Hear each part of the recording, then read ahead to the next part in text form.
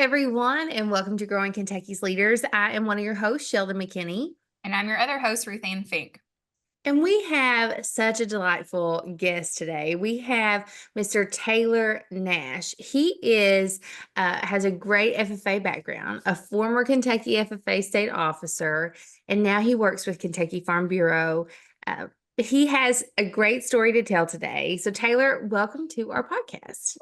Yeah, awesome. Well, thank you so much. I'm excited to be here. Yeah, so let's just begin by maybe talking about your ag-ed, your FFA experience, and how you just found this career path. What got you started, and maybe what are some key moments that led to where you are right now? Yeah, well, I'm gonna say it all started very similar. It's fun how I started with Farm Bureau, and that is my grandfather never was an FFA member, but he got involved with his local county Farm Bureau and started serving, and then ended up being best friends with FFA. And so growing up, he talked about those stories, and then my sister is 2 years older, and so she got involved when she got in high school, and immediately told me that I was signing up for these classes. I wanted to be an engineer, and plot twist, got an ag, and things changed very quickly because I love the experience. So it was really easy to say yes at the beginning. I would say throughout high school was involved and got to meet a lot of people that became influential in my life and also helped me kind of figure out what my career was. And of course, graduating and getting the opportunity to serve as a state officer and then get to work with Ruth Ann some with National FFA. It's just been a blessing to get to see FFA from a lot of different standpoints and a lot of different positions, and just continue to love and believe in the organization more. We Yeah. won't mention that you took a stint in Florida for a bit, but Did you it did you may like how come I up didn't later. mention that for the beginning? Well, we have to give a shout out to Kentucky Farm Bureau. Since you are an employee of Kentucky Farm Bureau, we work very closely with you now, Taylor, that they have been one of our longest standing partners to the foundation. And that's a big deal. And we're so thankful for that partnership.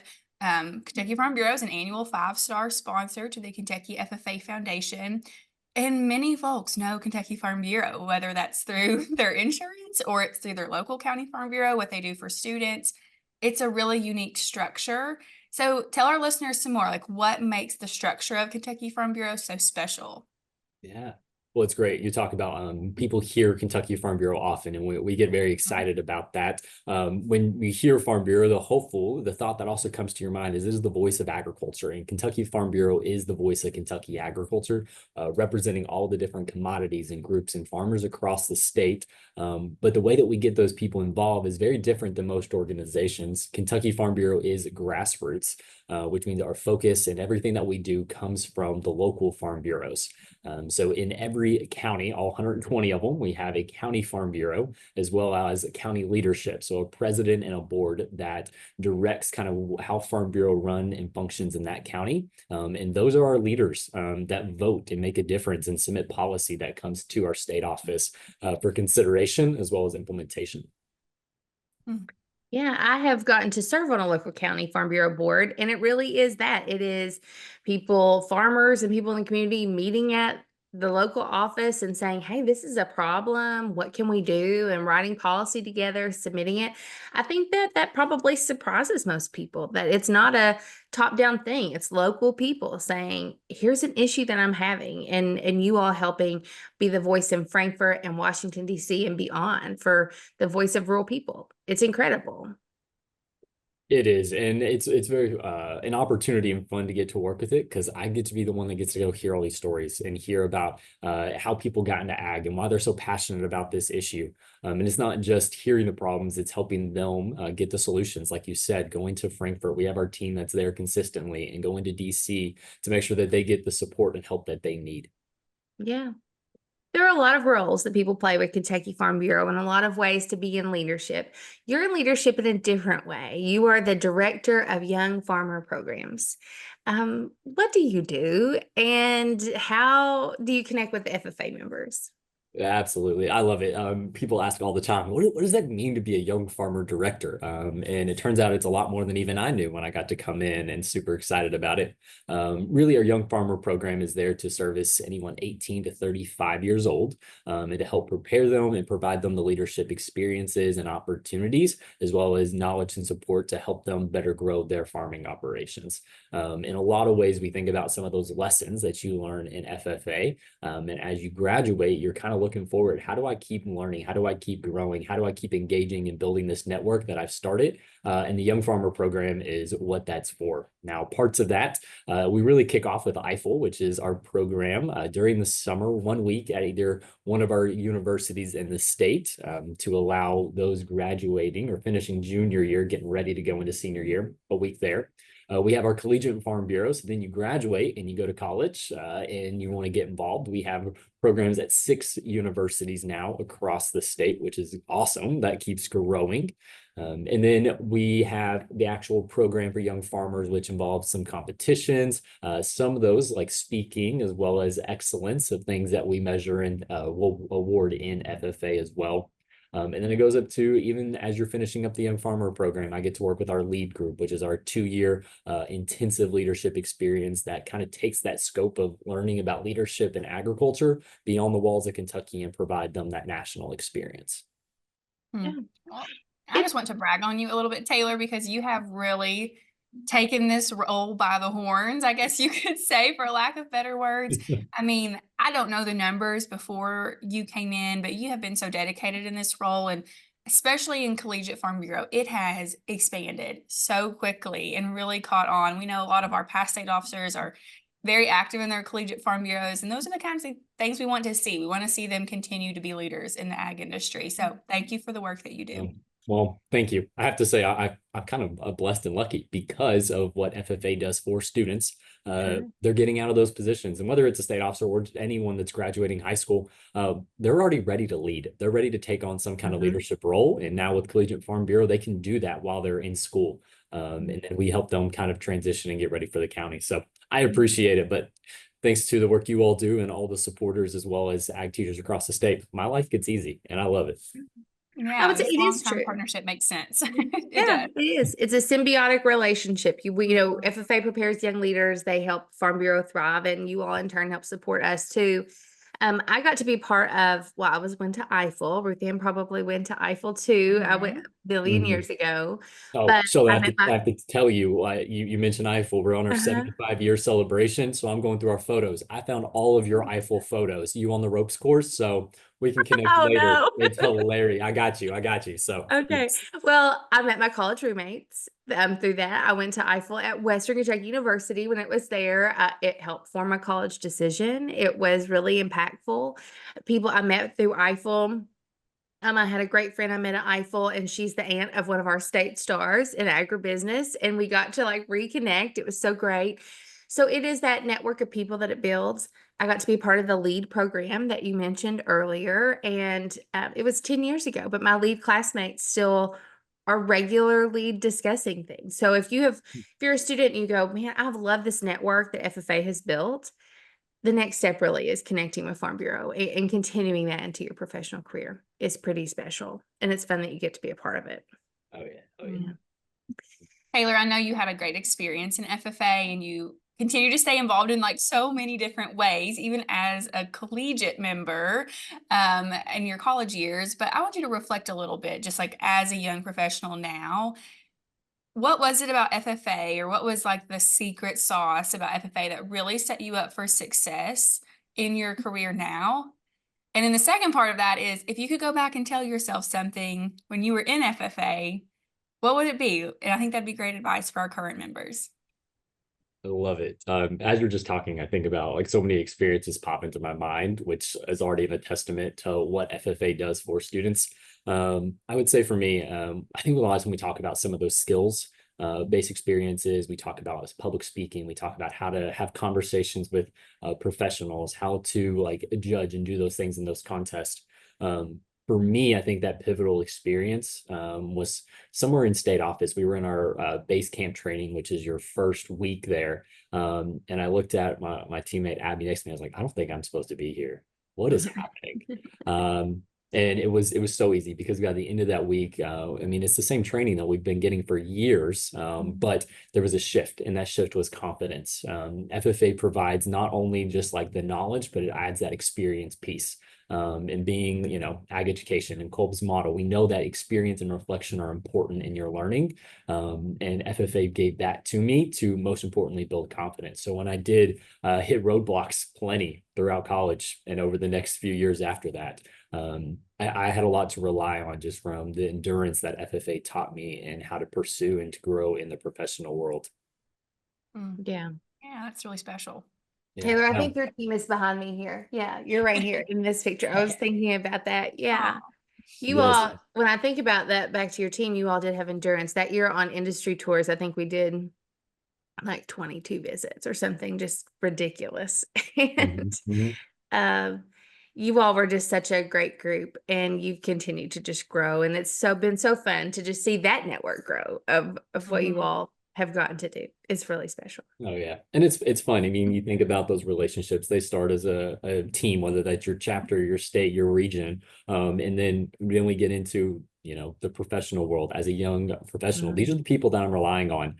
We have got some goats at the house, and there were some weeds coming in. I didn't know what they were. So I called Rachel, my teammate, who works for Corteva. This is what she does now. And I'm like, who would have thought that just the opportunity to get elected to a team, the resources that would be now, just to help me learn the things in ag I still am learning every day. So what would you go back and tell young Taylor in FFA? I was hoping you forgot about that question. No, I'm still trap up here, Taylor. Yes. I wish I would have listened to every person that gave advice. I think as a high school student, I was running the race, and that was a full sprint, and not seeing growth as much as a marathon. I think back, I got a guy in my high school. His name was Spencer. He's 2 years older than me, but there's one conversation. We were sitting on the bus headed to my first speech contest, and I was freaking out. It was terrifying. But he looked at me and he told me that, like, hey, like, I believe in you. You're going to do great, and we're going to be proud of you. And I don't think I realized how much that meant or how much that was a shift for me until probably I got to college, and I was trying to tell myself that, like, Spencer believes in you. So I just wish I would have taken time to really accept and appreciate what advice and knowledge I was given. Yeah. Well, that's so good. And we have the opportunity that we can speak life into people, or we can speak down. And that one person who just spoke up to you and gave you confidence. Look at how that one comment on the bus that day was meaningful, and we have the opportunity to do that for other people. It's pretty special. So I want you to give us a little bit of homework right now. If there are people listening, students, teachers, our community, what are some issues right now that Kentucky Farm Bureau is passionate about that you want people to be more aware of? And what should our students be thinking about? Yes. I would say the first thing to think about is what's happening. So often we're in conversations and we bring up things that are happening or bills that are going through Frankfurt or just challenges people are having. And I think we get kind of stuck on some of the what's happening 10 years from now and forget to look at the problem that's happening today. Something that Kentucky Farm Bureau is passionate about right now, and we're talking about it because it matters, is our farmland transition initiative. I get these numbers as close as possible. Over the last 5 years, Kentucky has lost just over 500,000 acres of farmland.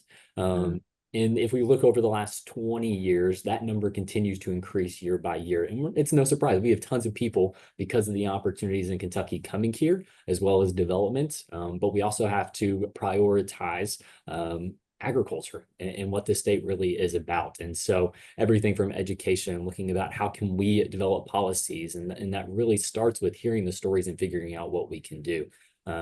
Students are right there with it. I hope that people listening to this podcast that are young folks are wanting to get into agriculture.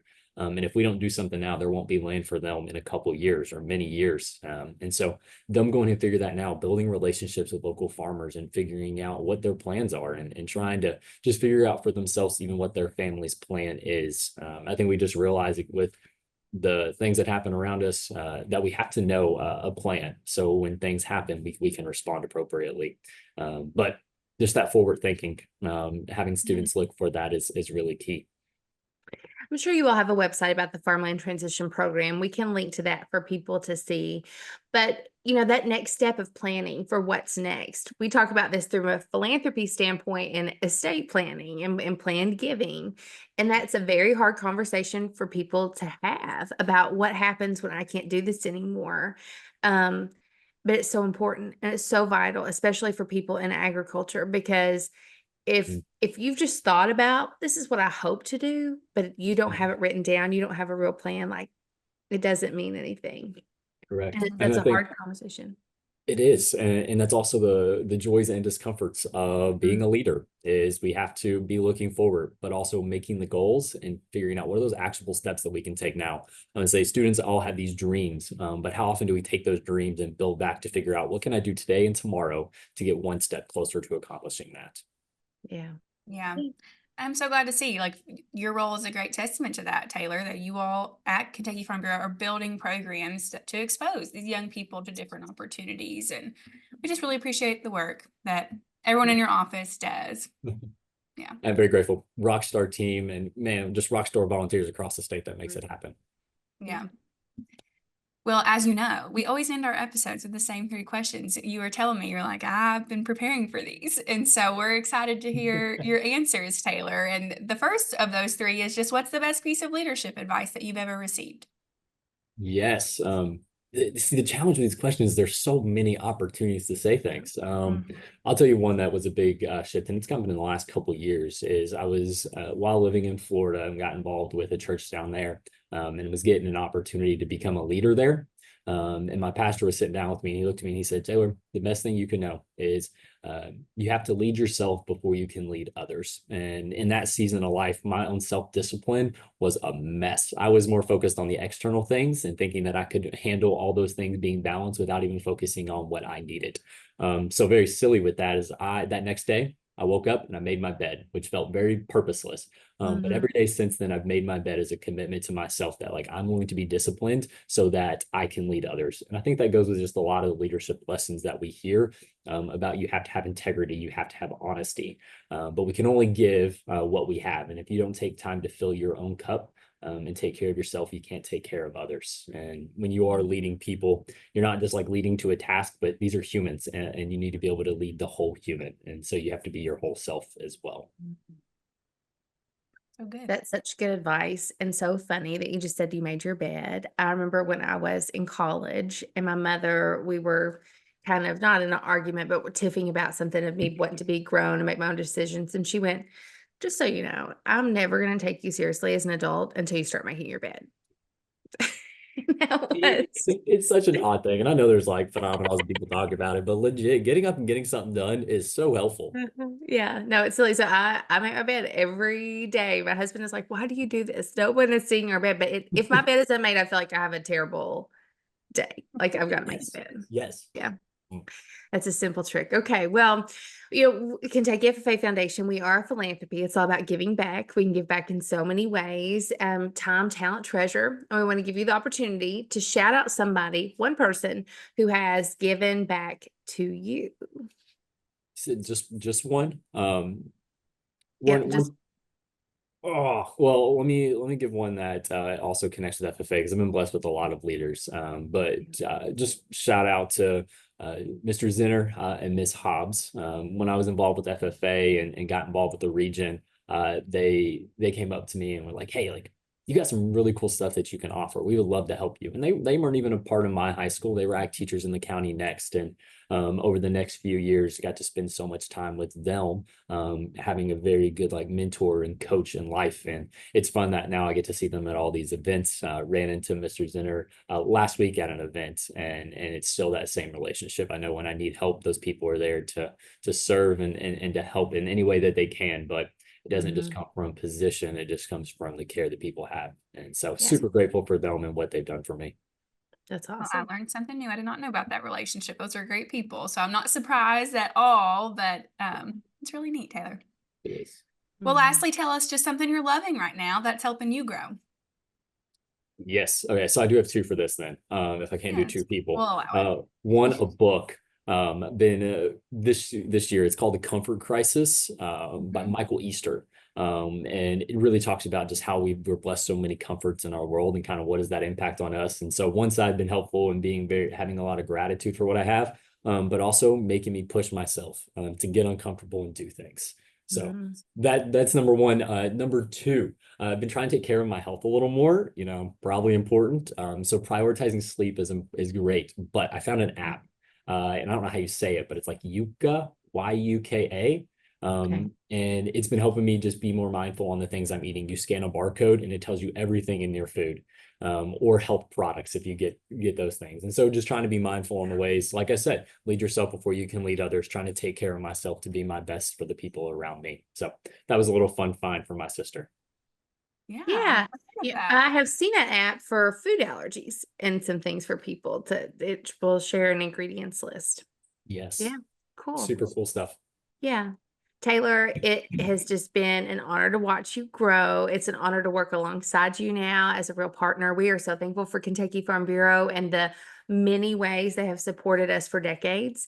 We are all prepared. I think you've already celebrated your centennial. Farm Bureau has. Kentucky FFA is close to our centennial. And it's a relationship that keeps getting stronger. And it's a testament to great leaders like you and the team around you. So thank you for all you do. Absolutely. Well, thank you all so much. It's a pleasure to get to come on and chat with you all here, but also just super grateful for what you all do every day and making sure that FFA members' voices and experiences are heard. So it's all important work, and I'm just thankful for everything you all do. Yeah. Well, thank you. And thank you all for joining in on this episode of Growing Kentucky's Leaders. Growing Kentucky's Leaders is a podcast brought to you by the Kentucky FFA Foundation. Our music is performed by Bourbon County FFA member Joe Fritch. Artwork is by Julie Fritch Creative. Your hosts are Sheldon McKinney and Ruth Ann Fink, and you can find us on all social platforms at Kentucky FFA.